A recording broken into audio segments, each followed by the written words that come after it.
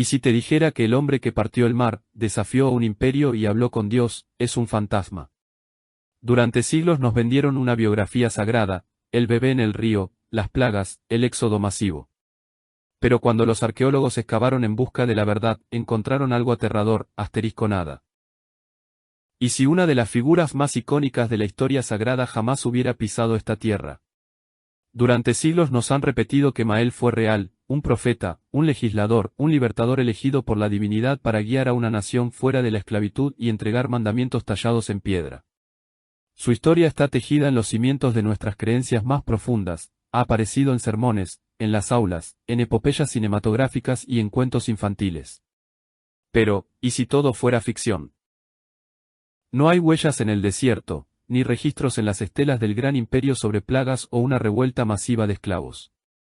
No existe evidencia histórica de un hombre que supuestamente partió el mar en dos, invocó milagros y habló directamente con el Creador. En este relato vamos a desmantelar la leyenda de Mael pieza por pieza. Examinaremos el silencio histórico, el vacío arqueológico, las contradicciones dentro de las propias escrituras y las inquietantes similitudes entre Mael y mitos mucho más antiguos de las tierras del este. No estamos aquí para faltar al respeto a la tradición, sino para desafiar una mitología disfrazada de historia. Y al final, una cosa quedará clara, la historia de Mael no es una biografía. No existe una figura histórica de Mael y no hay razón, ni desde la arqueología ni desde la historia, para suponer que algo del relato del Éxodo sea cierto, escribe un periodista, resumiendo un creciente consenso académico.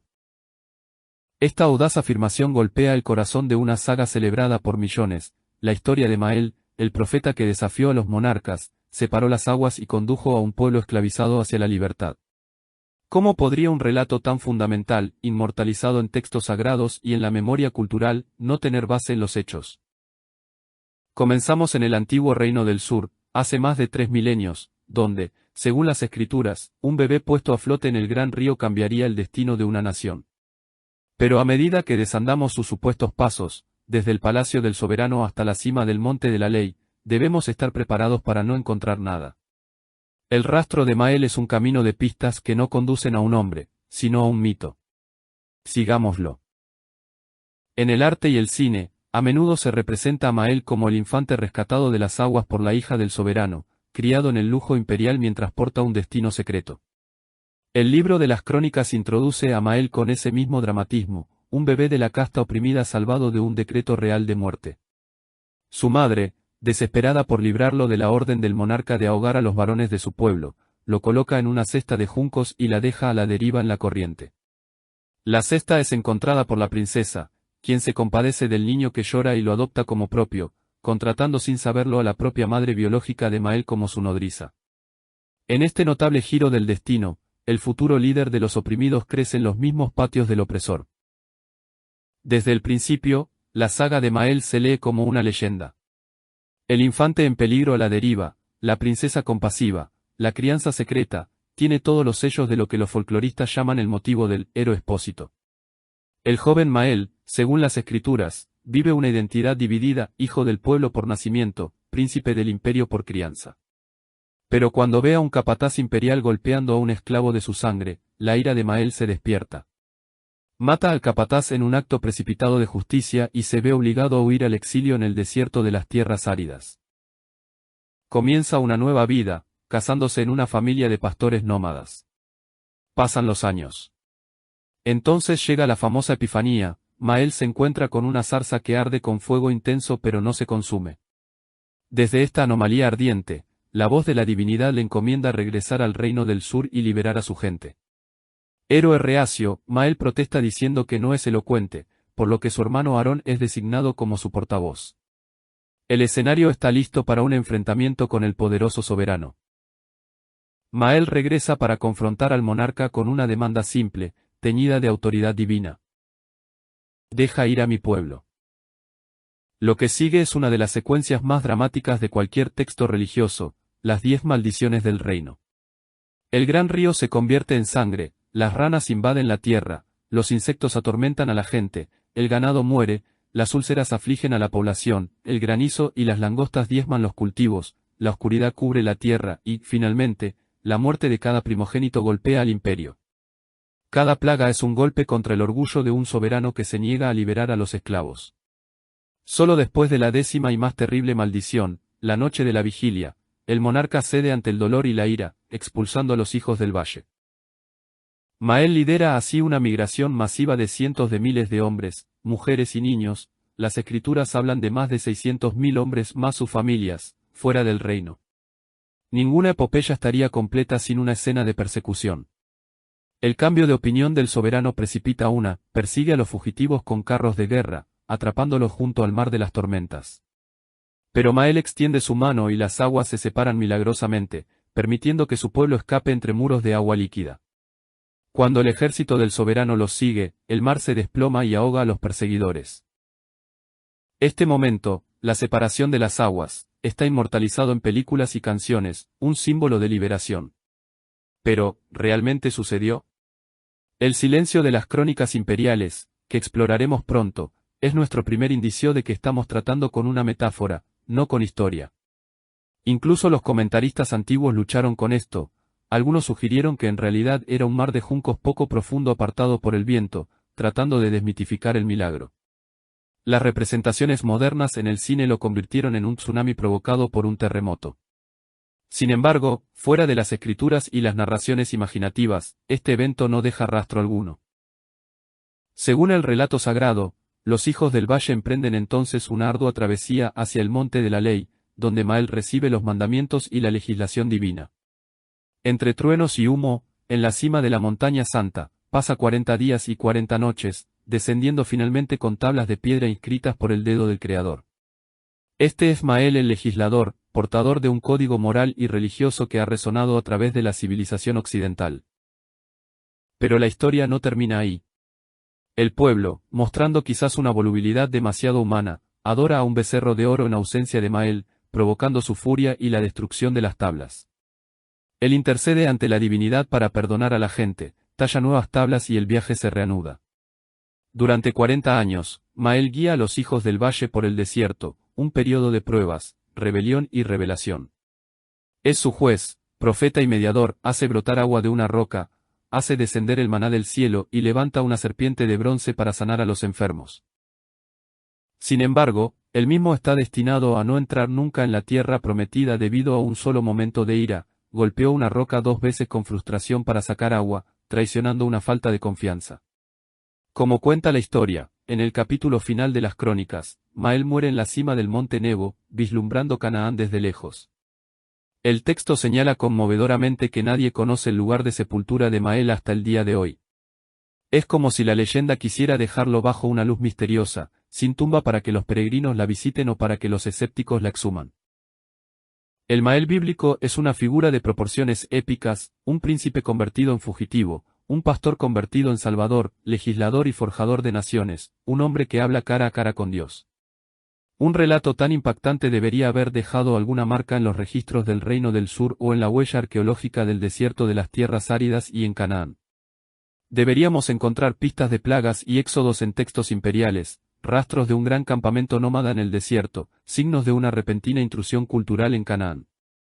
Deberíamos ser capaces de corroborar al menos partes de este cuento dramático. ¿Podemos hacerlo? La respuesta sorprendente es que no. Como bromeó el arqueólogo Felipe Dávila. Mael mismo tiene tanta realidad histórica como el rey Arturo. Para entender por qué dijo eso, debemos abandonar el reino de las escrituras y volvernos hacia la historia y la arqueología, donde Mael, si existió, debería ser encontrado.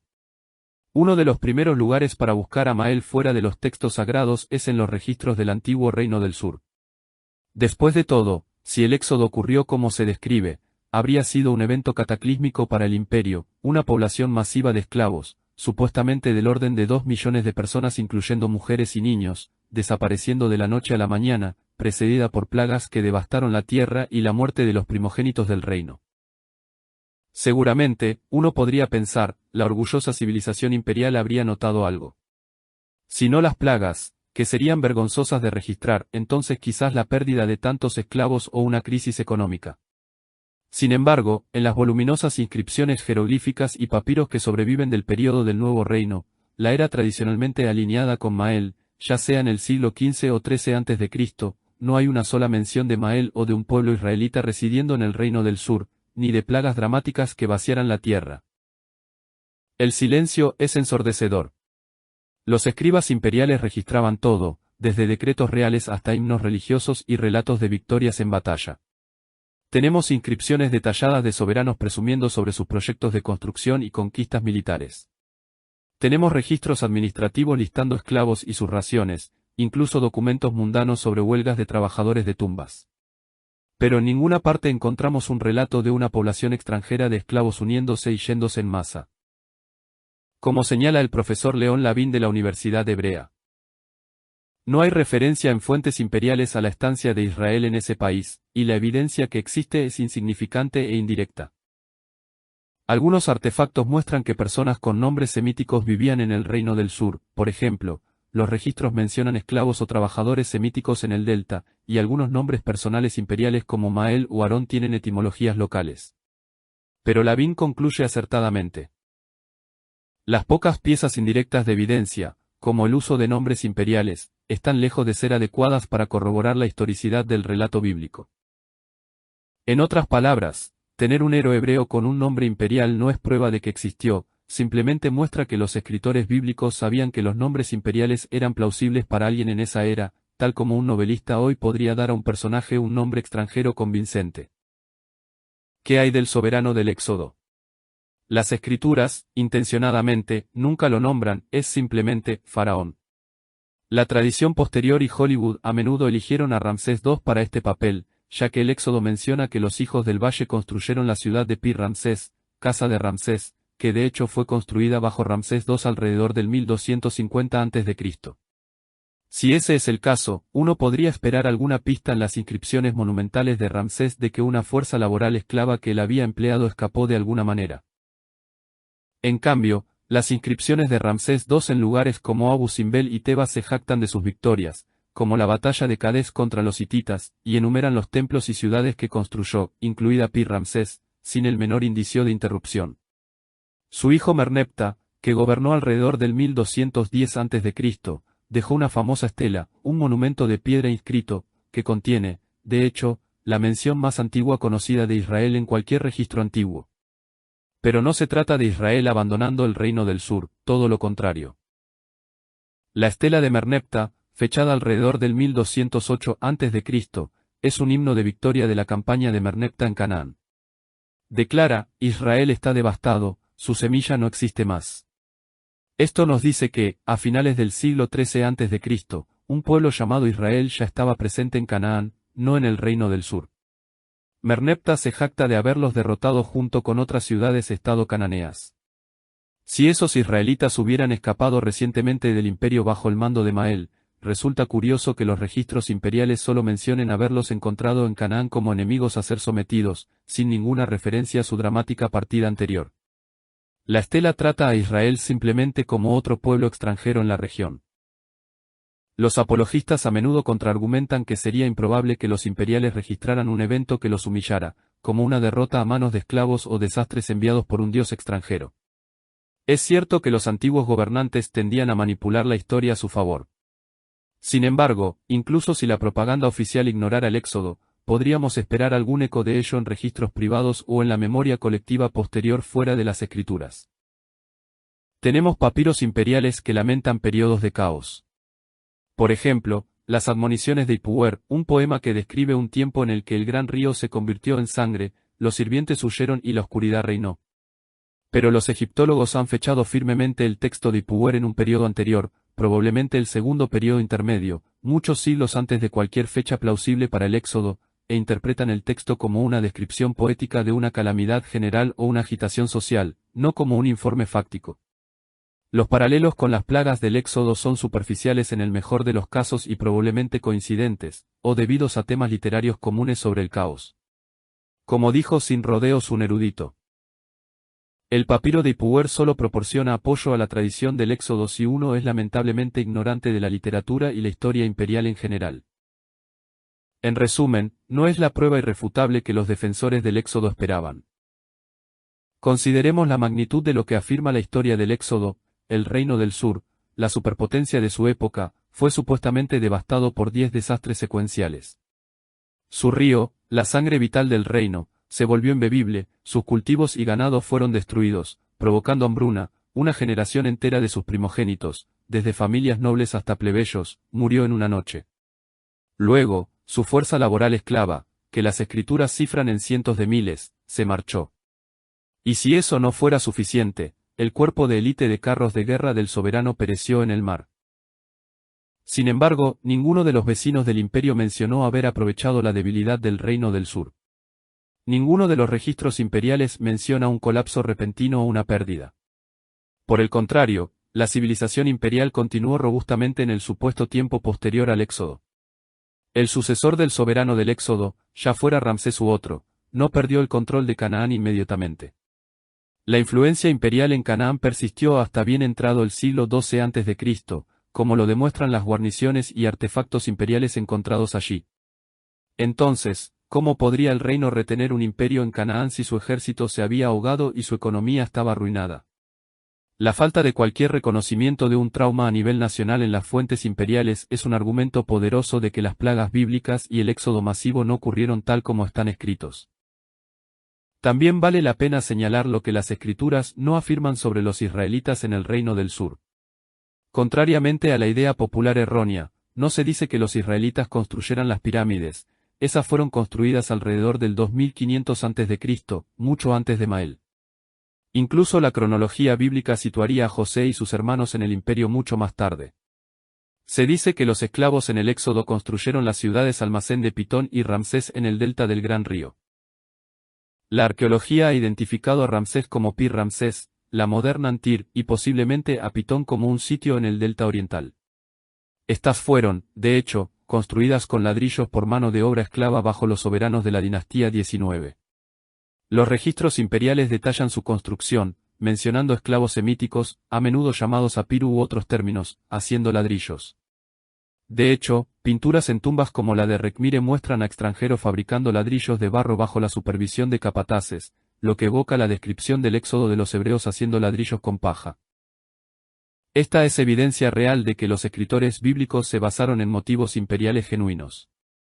La opresión de los trabajadores semíticos en el reino del sur fue una realidad histórica.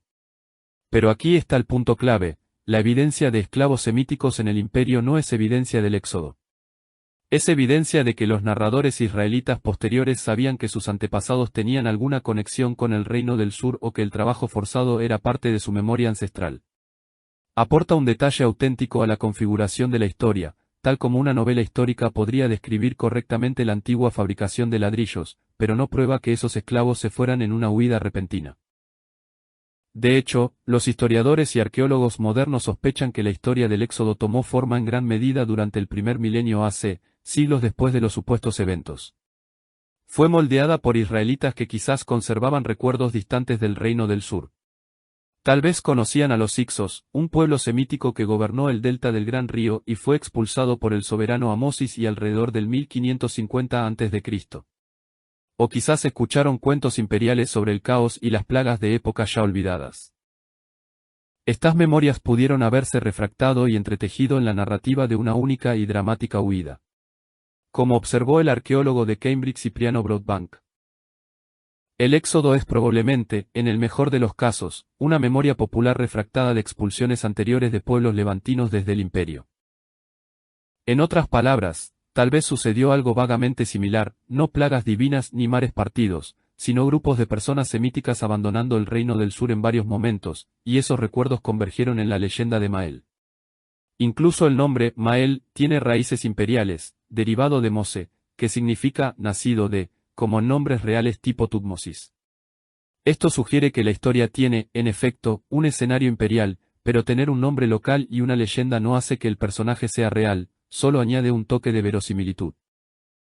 Hannes Mann, un renombrado egiptólogo, hace una distinción perceptiva: Mael es una figura de la memoria, no de la historia. Por el contrario, Akenatón, el soberano que fue pionero del monoteísmo, es una figura de la historia pero no de la memoria.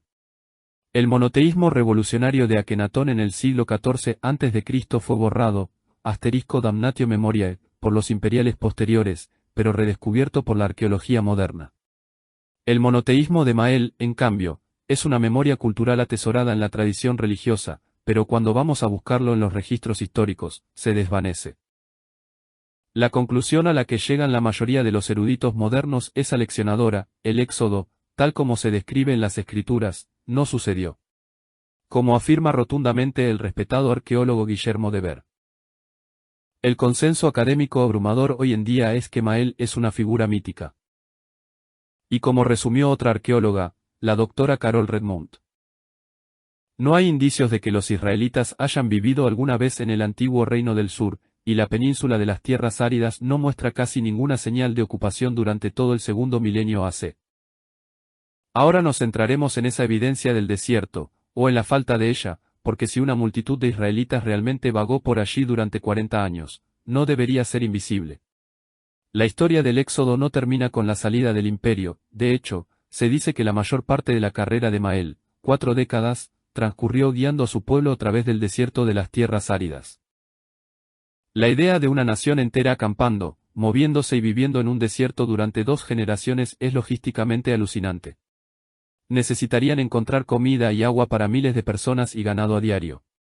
Presumiblemente dejarían atrás fogatas, cerámica, herramientas, huellas de corrales de animales, incluso tumbas de aquellos que murieron en el camino. Sin embargo, extensos estudios arqueológicos de la península y el desierto del Negev no han arrojado evidencia de una gran población de esclavos fugitivos ni de ninguna presencia israelita distinta durante el tiempo en cuestión. Durante décadas, los arqueólogos, incluidos equipos locales con un gran interés en su propio patrimonio, han recorrido la ruta tradicional del Éxodo. Han identificado muchos de los sitios nombrados en las escrituras. Por ejemplo, Cades Barnea, donde supuestamente los israelitas permanecieron durante 38 de los 40 años, ha sido excavada. ¿Qué encontraron? Nada de la edad del bronce tardía, alrededor del 1500 al 1200 AC, que indique un asentamiento o campamento. Cades Barnea estaba deshabitada hasta mucho más tarde.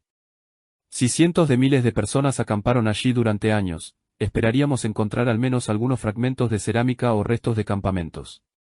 Los pueblos antiguos, incluso los nómadas, fabricaban cerámica, perdían joyas, desechaban huesos de animales. El sitio está desprovisto de tales escombros de la época de Mael. Carol Redmond no exageraba cuando dijo que el desierto no muestra casi ninguna señal de ocupación durante todo el segundo milenio AC, el periodo que corresponde aproximadamente a la era tradicional de Mael. El desierto de las tierras áridas, austero y vasto, no lleva cicatrices del paso de una nación. Como comentó famosamente un arqueólogo. Si un ejército de 600.000 hombres más sus familias marchara y acampara en el desierto durante 40 años, habrían dejado un rastro de artefactos de 15 kilómetros de ancho. Sin embargo, la arqueología revela solo el ocasional campamento estacional de unos pocos nómadas aquí y allá. Nada a la escala del Éxodo. Consideremos los números dados por las escrituras. El texto dice que unos 600.000 hombres a pie salieron del Reino del Sur, sin contar mujeres y niños. Otro pasaje da una cifra precisa de 603.550 hombres mayores de 20 años. Si incluimos a las familias, el total sería del orden de 2 a 2,5 millones de personas. Eso es aproximadamente la población de una gran ciudad imperial o de toda la región de Canaán en ese momento. Marchando en una columna, tanta gente se extendería por 240 kilómetros. La logística es desconcertante. Consideren cómo cualquier grupo de ese tamaño podría encontrar suficiente agua en el desierto cada día. Los apologistas a veces argumentan que el número podría no significar miles literales, tal vez la palabra hebrea elef, traducida como 1000, podría significar un clan o unidad, reduciendo drásticamente el recuento. Pero incluso las estimaciones moderadas, que hablan de 20.000 personas, seguirían siendo una caravana enorme para sostener en un entorno tan hostil, y aún así deberían dejar rastros. Todos los intentos de racionalizar los números fuerzan la credulidad y tienen sus propios problemas. Y lo que es crucial, estos intentos son reinterpretaciones modernas. El texto sagrado en sí mismo retrata descaradamente una hueste inmensa. Si eso es una exageración legendaria, pone en duda toda la exactitud histórica del relato. Los arqueólogos han examinado sistemáticamente áreas como las rutas centrales del desierto y la región alrededor del tradicional Monte de la Ley, Jebel Musa en el sur, así como rutas alternativas propuestas. Algunos sugieren un camino por el norte o que el mar de las tormentas era en realidad un lago pantanoso. Ninguno de estos esfuerzos ha arrojado evidencia de una migración masiva. No hay fosas comunes, ni grandes campamentos distribuidos, ni artefactos distintivos de los hijos del valle. Si encontramos evidencia de otros eventos. Por ejemplo, inscripciones imperiales en rocas del desierto atestiguan expediciones mineras en busca de turquesa y cobre en Serabit el Kadim durante la Edad del Bronce. Esos mineros dejaron inscripciones y fragmentos de cerámica. Comparativamente, los campamentos de toda una nación habrían dejado mucho más. Sin embargo, no hay nada que mostrar. Como admitió con franqueza el rabino Berto Vysotsky, la ruta bíblica del Éxodo hacia el desierto no ha dejado rastro alguno aparte de lo que nos dicen las Escrituras. No hay prácticamente ninguna evidencia, como dice la Torá, de que 600.000 varones con sus esposas, hijos y ancianos salieran del reino del sur en el Éxodo. Esto viene de un erudito religioso que aprecia la historia, pero reconoce la realidad empírica. Detengámonos en eso, prácticamente ninguna evidencia. Vivimos en una época en la que la arqueología puede detectar incluso habitaciones pequeñas y fugaces. Por ejemplo, los arqueólogos pueden encontrar los agujeros de postes de piedra y herramientas de sílex de unas pocas familias de cazadores-recolectores de hace 10.000 años en el Negev. Pueden identificar distintas capas de restos, distinguiendo aldeas cananeas de asentamientos filisteos y de pueblos israelitas por sutiles diferencias en la cerámica y los huesos de animales.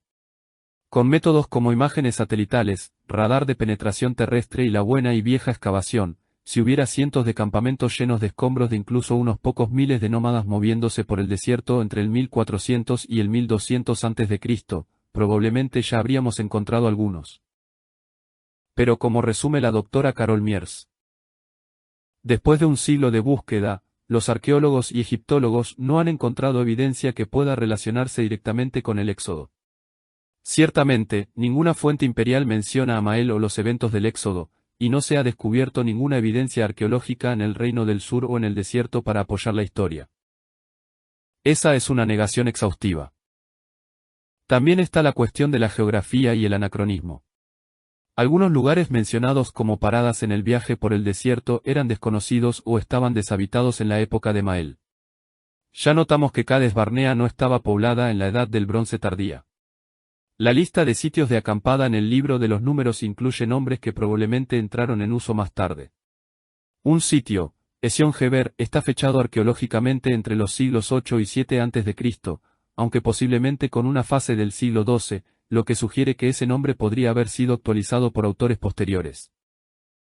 Además, el contexto narrativo a veces encaja mejor con realidades posteriores que con el supuesto tiempo de Mael.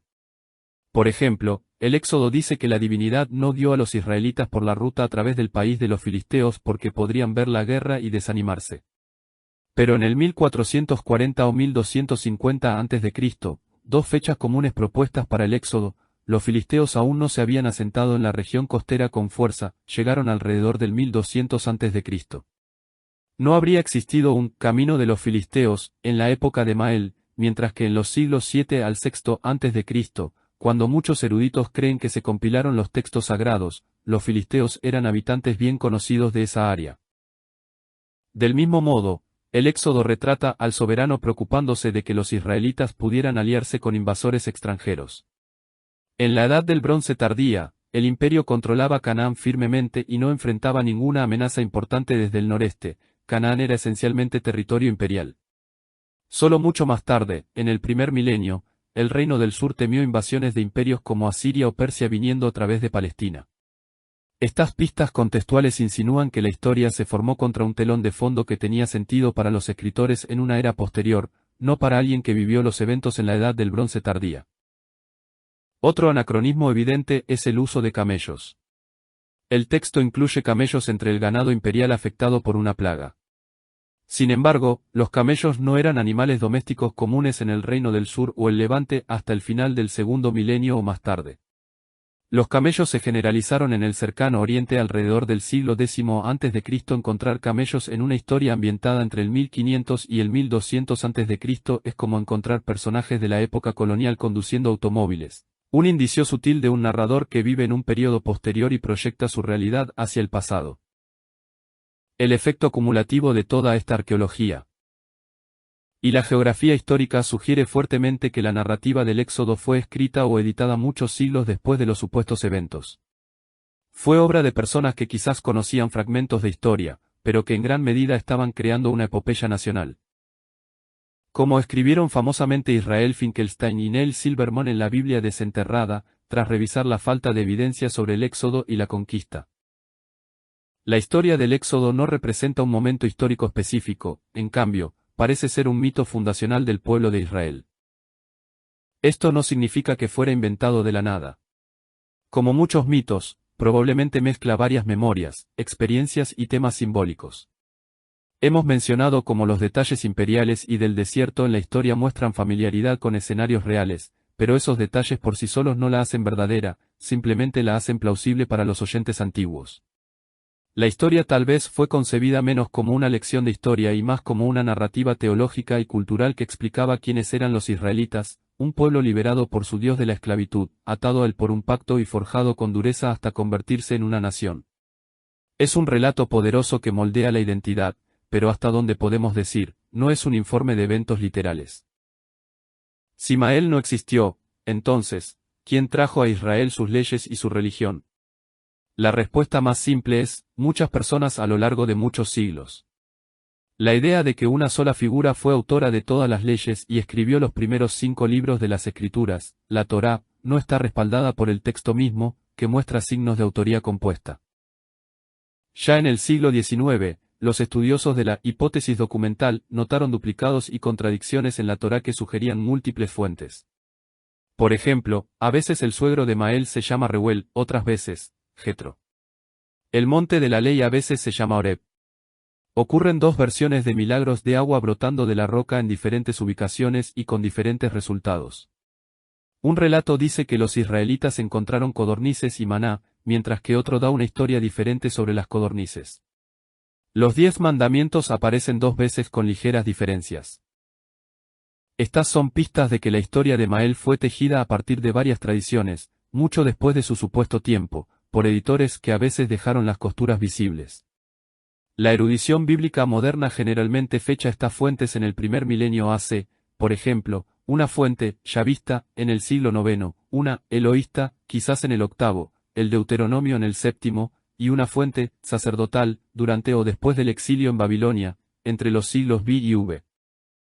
Esto significa que la narrativa de Mael alcanzó la forma que tenemos ahora al menos 600 u 800 años después de que cualquier posible Mael histórico hubiera vivido. En ese lapso de tiempo, la leyenda puede crecer exponencialmente. Pensemos en cómo la figura del rey Arturo, hace apenas 1500 años, acumuló adiciones míticas, dragones, magos, espadas mágicas, en unos pocos siglos. Para Mael vemos una estratificación legendaria similar, excepto que ni siquiera tenemos una figura histórica central que podamos identificar con confianza. Como dijo De Ver, Mael es mítico, una creación colectiva más que un individuo recordado por una memoria fiable. Antes de declarar el caso cerrado, debemos considerar una dimensión más, la mitología comparada. Muchos elementos de la historia de Mael tienen paralelos inquietantes en cuentos más antiguos del antiguo Cercano Oriente. Estos sugieren que los narradores que dieron forma a su leyenda se basaron en motivos bien conocidos y quizás en historias específicas de las culturas circundantes. Ya hemos mencionado algunos, como el bebé en el río y la recepción de leyes en una montaña. Profundicemos ahora en esos paralelos. Mostrarán cuán poco original, en cierto sentido, es la saga de Mael, lejos de ser una historia única dictada divinamente, la narrativa del Éxodo parece ser un tapiz tejido con la herencia cultural de la región. Mucho antes de que los hebreos contaran el nacimiento de Mael, otra historia de un bebé expósito puesto a la deriva en un río era apreciada en Mesopotamia, la leyenda de Sargón de Akkad, un famoso rey que gobernó alrededor del 2300 a.C., más de un milenio antes de cualquier fecha plausible para Mael.